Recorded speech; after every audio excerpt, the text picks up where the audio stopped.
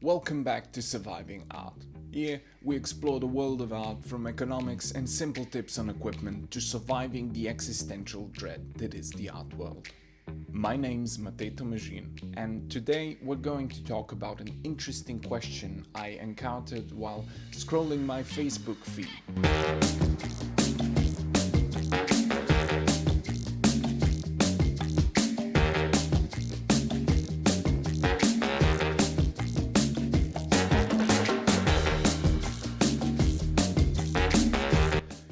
The text this time wasn't a fictitious quote from Albert Einstein or the like, but rather a simple question: why be an artist? I usually binge scroll on such occasions, taking in the totality of the screen without any reciprocal effect, or at least conscious as far as I'm aware. But this time I did stop and I tried to answer.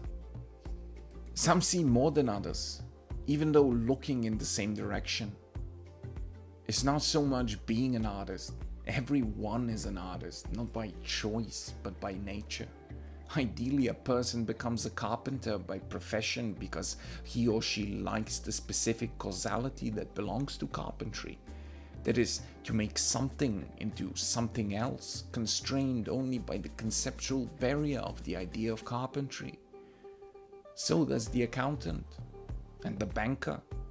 The artist is in us all, and it is only a feature that allows us to see a table when others see a tree, see profit when others see a collection of numbers.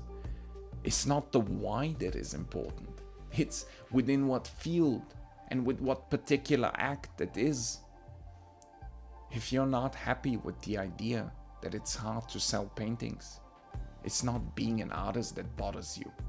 It's the act of painting and selling paintings that you have a problem with. You have artists in banking and marketing because it's not important what you create.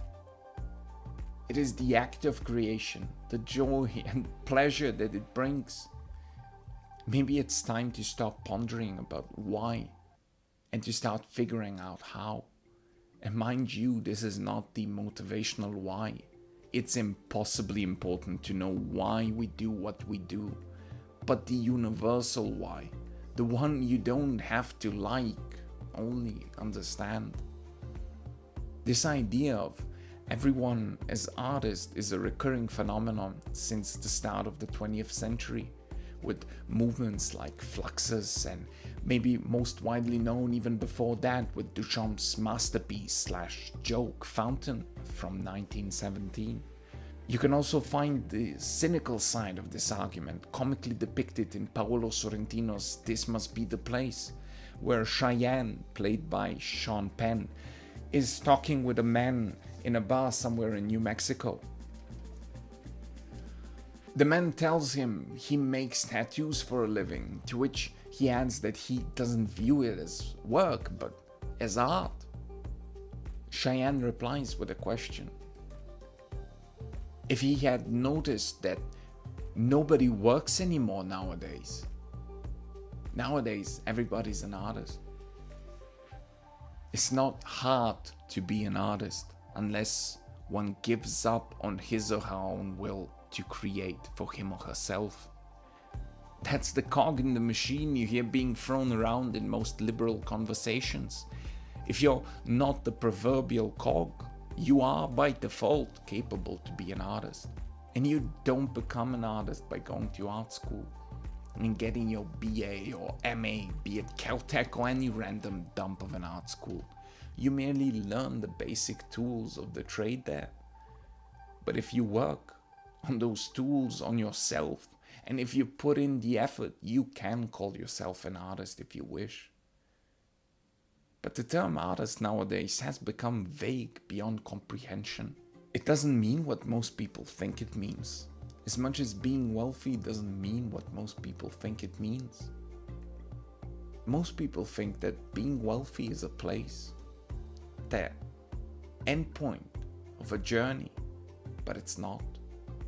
It's a state of mind or function that reinforces itself as much as being an artist is a state of mind. We are born artistic because it is in our nature that makes us such. But the same as being born healthy or becoming sick, most of the time not because of inherent issues, but because of willful blindness and a fictional idea of how the world works. And that this one hamburger won't do any difference. Well, it does. Not by itself, but nothing in life happens by itself. Everything is a sequence of events, and each minuscule part only enforces the grand image. The same is with being an artist. And you don't keep this skill because being human gives you some inherent right to it. Open any guidebook on how to become rich or happy, wealthy, or any other desirable. You will find that there is a simple but profound law working in the background of any one of us. What you don't use, you lose. And if the only method of practicing creation and the careful attention that produces the quality of our creation is a concept we use to tuck ourselves in at night, a mantra with no substance, I am an artist. I am an artist?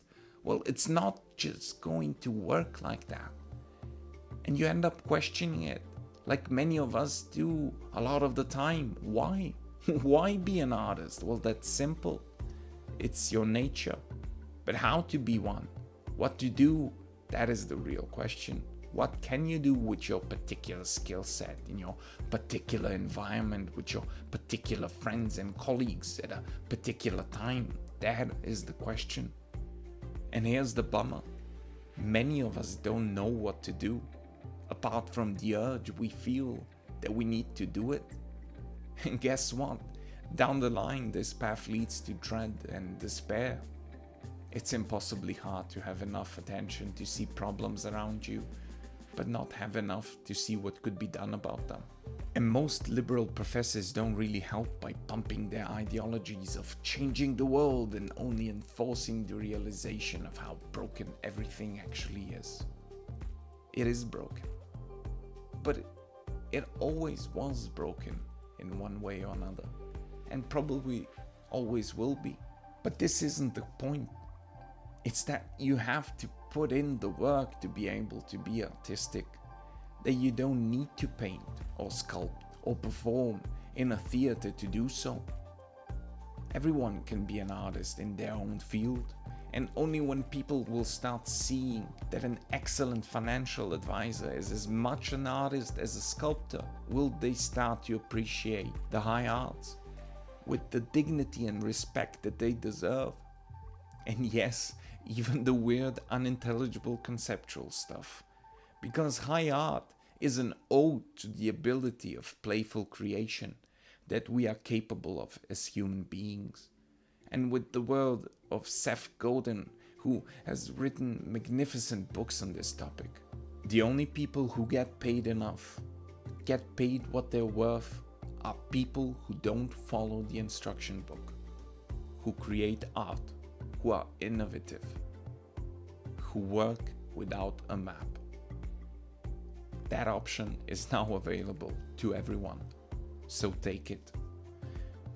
And if you're interested in reading more about this topic, I dropped a link in the description below. It'll take you to Amazon, where you can find Seth Godin's book Linchpin. I highly recommend reading it. It is fantastic, and I hope you like it as much as I did. So thanks for watching, and keep on fighting that existential dread. And I'll see you next week on Surviving Art.